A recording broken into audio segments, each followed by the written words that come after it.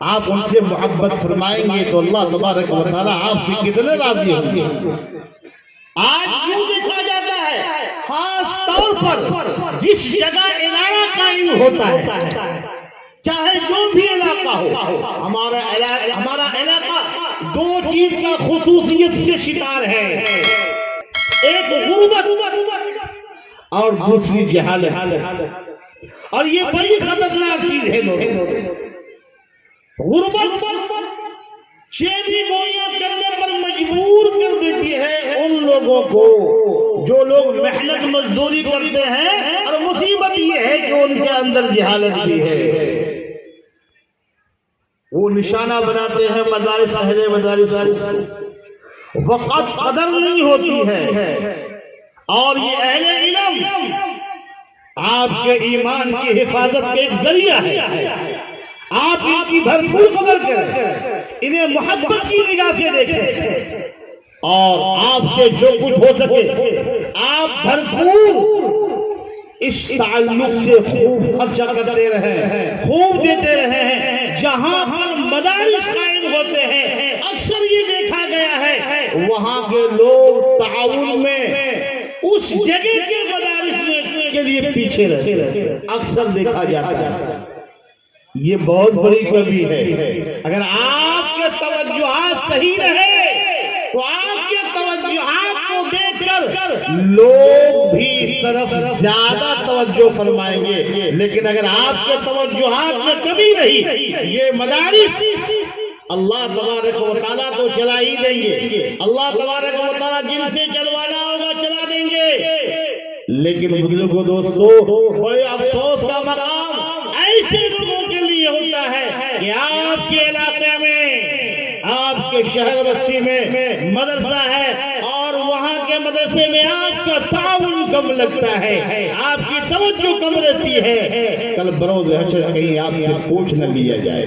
اللہ تبارک و تعالیٰ آپ کو دیا ہے، جی کھول کر آپ دیں، اور آپ دیتے ہی رہے، اللہ تبارک و تعالیٰ اسے قبول کریں گے، آپ کے لیے ذریعے نجات بنائیں گے۔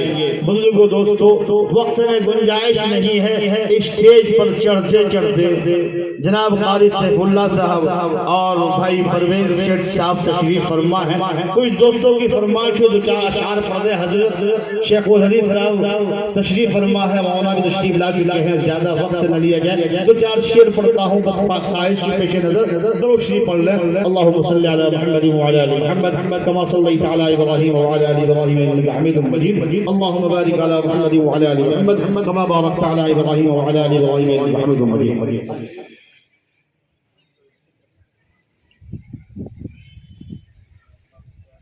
شعر حاضر کرتا ہوں، ایک فرمائشی کلام ہے، توجہ کے ساتھ سماعت۔ آقا صلی اللہ علیہ وسلم کے اس دار فانی میں آنے سے پہلے لوگوں کے کیا حالت تھی؟ آقا آئے، لوگوں میں کیسی تبدیلی آئی؟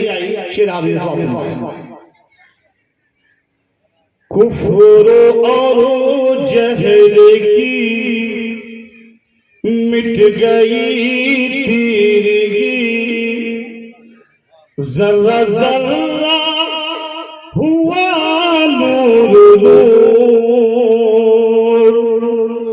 جب جہاں میں حضور آ گئے، جب جہاں میں حضور آ گئے۔ کہیے ایک بار سبحان اللہ۔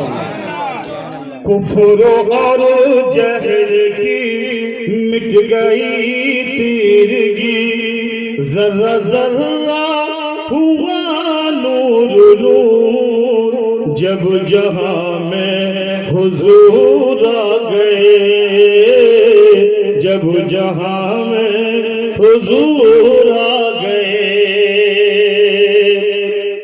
نور مجسم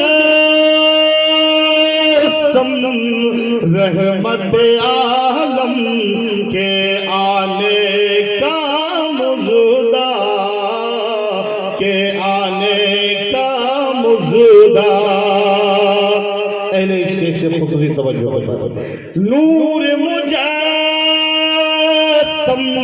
رحمت عالم کے آنے کا مزودہ، کے آنے کا مزودہ، لات و عزیٰ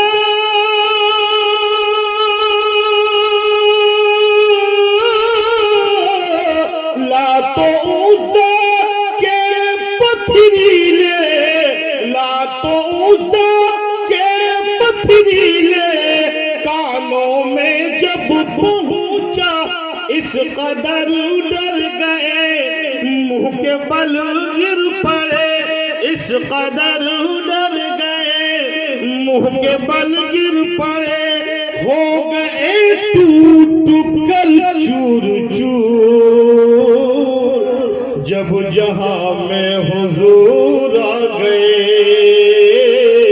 جب جہاں میں حضور آ گئے، کفر اور جہل کی مٹ گئی تیرگی، ذرہ ذرہ ہوا نور نور، جب جہاں میں حضور آ گئے۔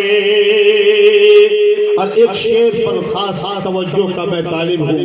بزرگوں، میرے نوجوانوں، آپ نے سنا ہوگا زمانہ جاہلیت میں میرے آقا کے آنے سے پہلے اللہ اکبر، لوگ ایک دوسرے سے دوستی کرتے تھے لوٹنے کے لیے۔ سفر جاری ہے، ایک اجنبی آدمی آتے ہیں اور کہتے ہیں کہاں جانا ہے، وہ جانے کی منزل بتاتا ہے، کہتا ہے میں بھی آپ کے ساتھ جانا چاہتا ہوں۔ اس وقت گاڑی گھوڑے کا وہ سفر کا نظام نہیں تھا، کچھ دور لے جاتا ہے، آگے چل کر سنسان جگہ میں پہنچتا ہے، ہتھیار دکھا کر سارا سامان لوٹ لیتا ہے۔ آپ نے یہ بھی سنا ہوگا کوئی شخص اس بات کو پسند نہیں کرتا تھا کہ میں کسی بیٹی کا باپ بنوں، لوگ اس کو بہت عیب سمجھتے تھے، اور جب بچیاں پیدا ہو جاتی تھی اسے زندہ لوگ قبر میں دفن کر دیا کرتے تھے۔ آج اس کی نوعیت کچھ بدل گئی ہے، بیٹیوں کے نام پر آج بھی لوگوں کے دل میں وہ زمانہ کچھ دوسرا تھا، یہ زمانہ کچھ دوسرا ہے۔ اس زمانے میں بیٹیاں دنیا میں قدم رکھتی تھی، تب جا کر اس کے باپ اس کو قبر کے اندر دفن کرتا تھا۔ آج ٹیکنالوجی کا زمانہ ہے، الٹرا ساؤنڈ کرتا ہے، پتہ چلتا ہے ایک بیٹی کے بعد دوسری بیٹی ہو گئی ہے، تیسری بیٹی برداشت کرنے کو تیار نہیں ہے، الٹرا ساؤنڈ کرتا ہے، پتہ چلتا ہے کہ گرو میں ماں کے پیٹ میں بچی بن رہی ہے، اسے اس دنیا میں آنے سے پہلے اس کا کام تمام کر دیا جاتا ہے۔ اللہ تبارک و تعالیٰ سے معافی مانگے جن لوگوں نے ایسی حرکت کیا ہے، آپ جان لیں کہ مدد کرنے میں آپ کا بھی نام شمار کیا جائے گا۔